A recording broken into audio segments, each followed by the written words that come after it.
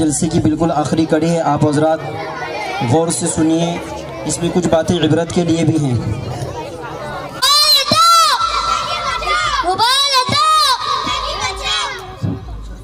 अरे ये क्या शोर मचाया रहे हो? कोई से? अरे बच्चे क्या कर रहे थे? बच्चे कुछ पोस्टर और बैनर लेकर चीखो पुकार कर रहे थे। वो देखो उमर आ रहा है, उसको पूरे गांव की खबर रहती है, उससे पूछते हैं।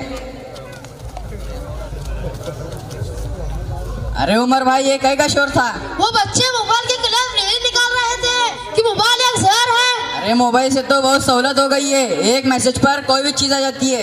अरे हाँ, अपने बाजू वाले जैद को देखो ना, दिन भर उसके पास कोई ना कोई पार्सल आते रहते हैं बाजू में। अरे बेटा, क्या मंगवाया आपने? कुछ नहीं, वो अमेज़न का ऑफर था तो नया फोन मंगवाया है। कैशबैक, एडिशनल डिस्काउंट और एक्सचेंज ऑफर है। हाँ भाई।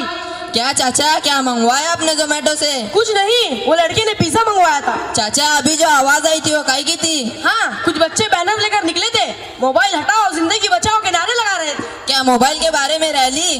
हाँ, वो बच्चों का कहना है कि मोबाइल एक अच्छी चीज नहीं। हाँ, सही कहना है बच्चों का।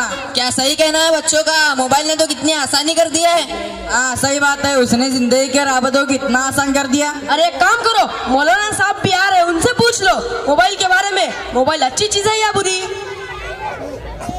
अस्सलामु अलैकुम व रहमतुल्लाहि व बरकातुहू। वालेकुम अस्सलाम व रहमतुल्लाहि व बरकातुहू। क्या हुआ, सब खैरियत तो है? अल्हम्दुलिल्लाह। हाँ मौलाना साहब, हम मोबाइल के बारे में बात कर रहे थे कि इसने कितनी आसानी कर दी है। हाँ, आज मोबाइल का ऐसा दौर है कि हर चौथी पांचवी दुकान मोबाइल और उसकी सीरीज की है।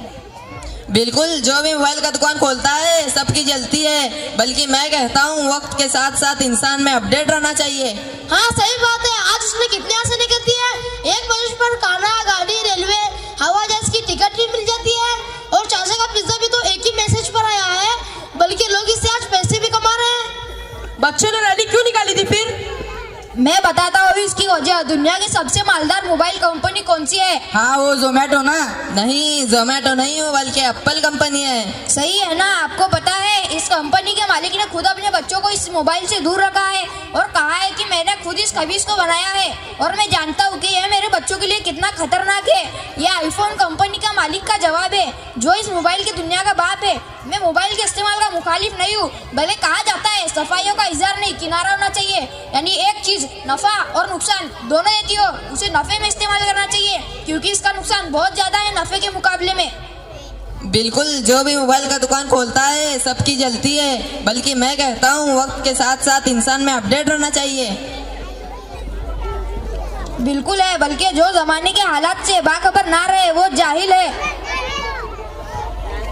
कि कितने उलमाए किराम है जिनके बयानात हम देखते हैं यूट्यूब, फेसबुक, इंस्टाग्राम पर मौजूद है, जिसको देखकर या सुनकर कई लोगों ने असर लिया है। मोबाइल और सोशल मीडिया आज के ज़माने में दीन की दावत फैलाने का बहुत बड़ा जरिया है। बिल्कुल सही बात है, इसमें बहुत सारे फायदे हैं, बल्कि मैं यूँ कहूँगा इस्लाम के बारे में गलत फहमियों को दूर करने का बहुत बड़ा जरिया है। जिन लोगों को आप जानते ना हो उन्हें भी दीन की दावत पहुँचा सकते हो। इसमें दीनी और दुनियाई फायदा है, इससे कई ज्यादा नुकसान भी है। हाँ, ये बात तो सही है कि जब मोबाइल हाथ में होता है तो कुछ भरोसा नहीं होता, बल्कि मोबाइल खोलते हैं और फुकट इसमें वक्त बर्बाद करते हैं और बार बार चेक करते हैं इसमें कुछ आया तो नहीं। अरे हाँ, इसने तो इतना सत्यानाश करके रखा है। आजकल के माएँ भी मोबाइल के चक्कर में बच्चों पर ठीक ठाक से ध्यान नहीं देती और आज बच्चे भी अपने माँ बाप को इसी तरह देख रहे हैं। इनको भी मोबाइल के बिना रहा नहीं जाता। पहले माएँ अपने बच्चों को लोरी गा के सुनाती थी, अब मोबाइल हाथ में देती है। मगर कुछ भी चाचा, इसके फायदे को कोई इनकार नहीं कर सकता। अरे पूरी दुनिया को सर्च करना इतना आसान हो गया है कि कर लो दुनिया मुट्ठी में। अरे वो देखो, बड़े मुफ्ती साहब भी आ गए हैं। कल इनका बयान हमारे मस्जिद में मोबाइल के बारे में हुआ था। अस्सलामु अलैकुम व रहमतुल्लाहि व बरकातुहू। वालेकुम अस्सलाम व रहमतुल्लाहि व बरकातुहू। आइए मुफ्ती साहब। क्या बात है मौलाना साहब, पूरे मोहल्ले को लेकर खड़े हैं, सब खैरियत तो है? असल में ये मोबाइल के फायदे बता रहे थे, तो कल मैंने आपका बयान सुना था तो थोड़ी बहुत बातें मैंने इनको बताई। अब आप ही इनसे बात कीजिए। क्या हुआ भाइयों, क्या कहना है? क्या मोबाइल के फायदे नहीं है मुफ्ती साहब? अरे साहब, इसके फायदे से कौन इनकार कर रहा है? बस आप इतना समझ लीजिए जैसे दवाइयों पर लिखा होता है इसे बच्चों की परमिशन नहीं होती। हालांकि दवाई तो हर एक की फायदे की चीज़ है। लेकिन उसी के लिए फायदे की है जिसे उसकी जरूरत हो। अगर कोई शख्स उसे बगैर मतलब के इस्तेमाल करेगा तो बजाय फायदा नहीं नुकसान होगा। इसके भी नुकसानात हैं। हाँ मुफ्ती साहब बताइए इसके नुकसानात। तो सुनिए, सबसे ज्यादा वक्त किसने बर्बाद किया? हालांकि हदीस पाक में आता है कल कयामत के दिन वक्त के बारे में पूछूंगी कि वक्त कहाँ गुजरा। आज के नौजवान तो रात भर मोबाइल में लगे हुए हैं। बच्चे तो मोबाइल के बगैर सोते नहीं। तालीम का नुकसान किसने किया? सेहत किसने बर्बाद की? हालांकि हदीस पाक में आता है तंदुरुस्ती एक नेमत है। कल कयामत के दिन इसके बारे में भी पूछूंगी। आज लोग मोबाइल के चक्कर में अपनों से दूर होते चले गए। मुस्कुराते हैं तो भी अकेले अकेले। मोबाइल में ये तो मैंने चंद दुनियाई नुकसानात बता दिए, इसने दीन का भी कितना नुकसान किया है। हाँ बताइए दीन के नुकसान मुफ्ती साहब। इसने नौजवानों को बेहया और बेगैरत बना दिया। गंदी फिल्में ये लेकर आया। आज हर औरत और आदमी शिकायत कर रहे हैं। इतना ही नहीं बल्कि बापर्दा औरतें भी इनके धोखे में आ गई। वो भी बन सवर कर इंस्टाग्राम पर आकर वीडियो बनाने लगी।